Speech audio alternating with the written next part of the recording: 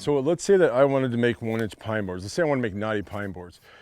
And I had this big, beautiful pine, but it had a little bit of a, a crown to it or bow to it. I want to make sure that I'm milling a crown. And I want to make sure that if it's going to bow, I want to see the bow up. Like I want to see the crown up, like building in lumber. You always put the crown up, right? So it'll settle down, you can pull it down, you can nail it, what have you.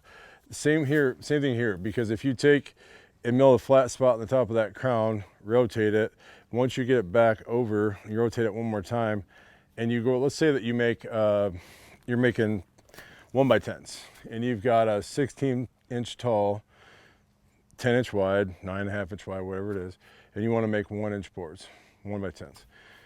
Now, if you mill it so that they all stand on edge and they have a little bit of a curve to it, you can take all those, stack them on something flat, put weight on it, and they will dry straight.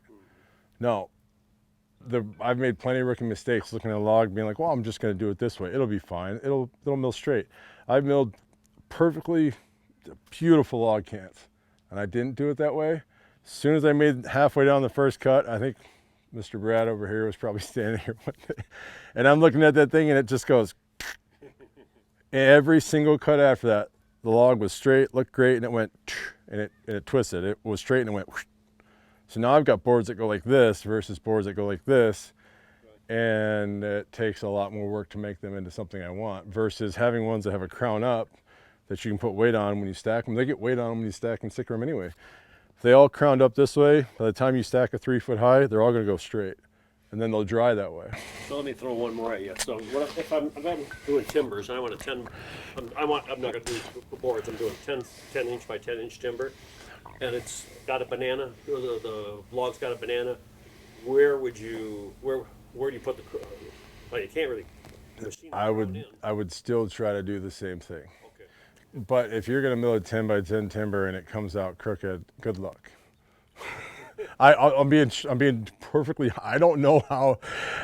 Well, I was just going to say, where would you start with the crown up, or would you? I would start with the crown. I would start with the crown up, because That's what I was after. let's just say this. Let's just say you're struggling with these logs. They all have a nice curve to them. Work with the devil you know, because if you're going to get the same problem every time and you keep working with that problem, eventually the odds of figuring that out are going to be higher. I haven't been doing this my whole life.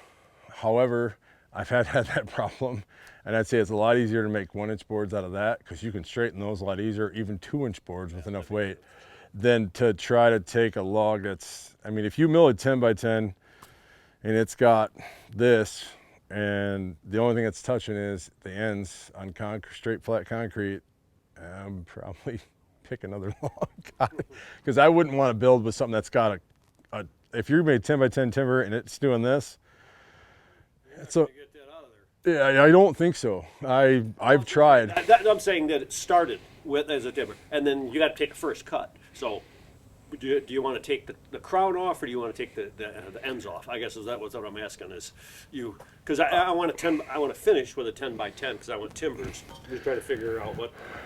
I would probably put the crown up and try to mill the crown off. I'd fully expect to have more problems, because as it dries, if it's not drying with a ton of weight on it or under a lot of tension in a kiln, you're gonna probably have issues. So I would say, if you're trying to build out of your own timbers, the best advice I can give you, I'm not a timber framer, the best advice I could probably give you is be very selective of the pieces that you're gonna cut. I'd probably put anything, I'd make a pile of questionable material, and I would do that last. That's my best advice. So right now, I don't know where we're at for time, Miss Lauren. It's 7:25. Okay, so I'm gonna change a blade, and I'm gonna finish up making this log cant. Is everybody good with that? And then more questions. And then if you guys want to, depending on everybody's time schedule, I'll finish making this into a nice log cant. I've got a gentleman that wants some 12 by 1 by 12s, so I can take this and finish this and do 1 by 12s after I change the blade, and then yeah, we good with that. Most of what I have here, this has got a lot of pitch on it, so I may not end up selling this because I'm not sure what the guy's really going to want. Most of it's Western red, most of it. It's not Eastern red. It's not the beautiful aromatic. It's not that, but most of it's Western red. In fact, I can probably tell you exactly what this is because the place that I get my telephone poles from, I tag all of them. If the tags are still on them, you can tell. Oh, that one doesn't tell me. Yep, Western red cedar. Some of them just say some, and I have had plenty that have been white, and I've had plenty of yellow. Most of them are Western red cedar. They come out with a little bit of a. But there are plenty of white cedar available. For me, yeah. Not for everybody.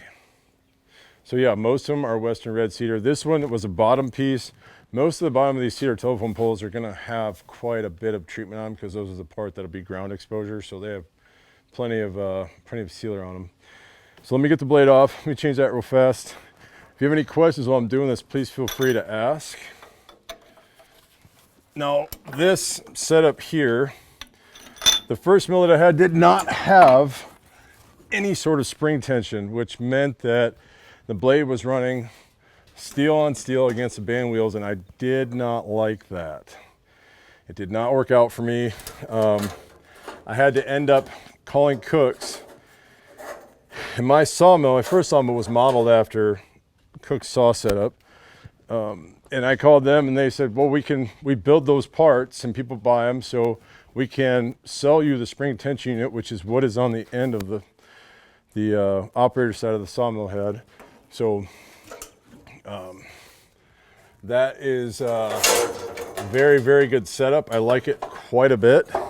I would not, if your sawmill does not have a spring tension system, I would highly advise finding one that does or having somebody set you up with one somehow, because it will lengthen the life of your blades and also give it some more rigidity. Highly, highly recommend it. The alternative is not having it. It does not work out. You can buy it from me. Oh, this is dirty. I can't remember where he went. I cannot remember what it was. I have no idea what's what. I think they're right there.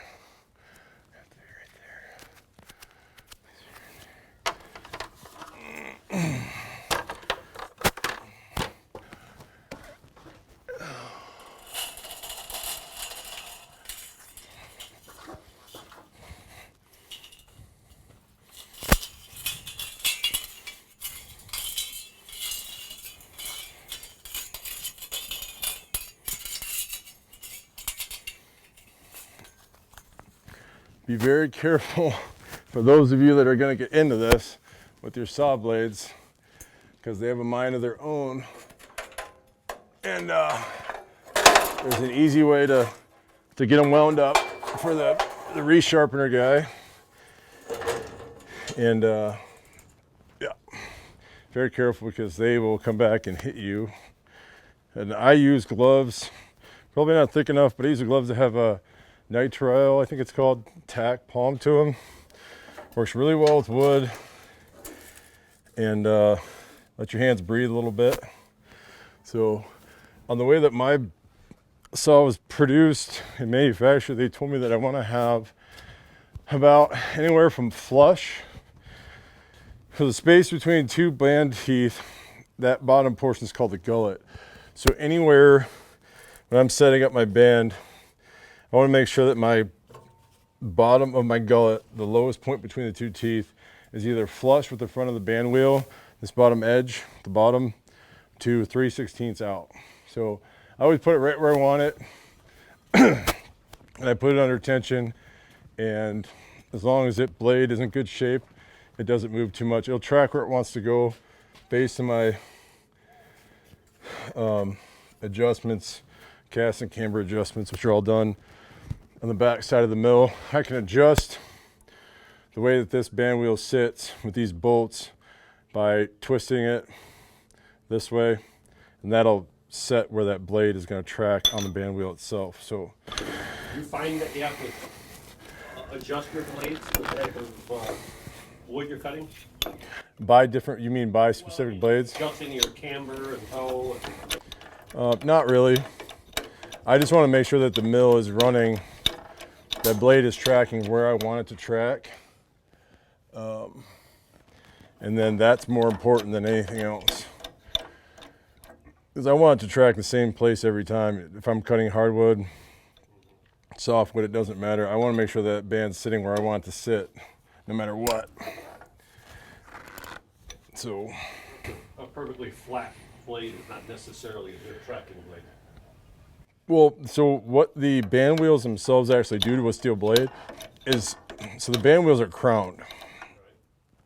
You know, the band wheel has, it looks like this. And once you put that steel band on top and put the proper amount of tension on here, so I've got a preset that I stay to, and then I've also got a certain spring, and they give you a guide. As long as you can pinch, I think this is about an 1/8 inch thick piece of steel. As long as I can pinch that between my coils, that's what they say they recommend to be exactly the amount of tension that I need. So I always make sure that that happens. If it doesn't happen, I tighten it. And sometimes when I start running, I realize, well, that's pretty loose. I better tighten it a little bit more. So that's about it. And I don't recommend running your band machine, your sawmill, excuse me, with the doors open. But as I start up and replace the blade, I always make sure it's tracking where I want it to. So as I start this up, I'm going to make sure that it's where I want it to. And if, as long as it's close to that band wheel, when your cast and camber is set the way you want it to be and it's set properly, as long as that band wheel is close to where you want it to be, it'll align itself based on where your band wheels are set. So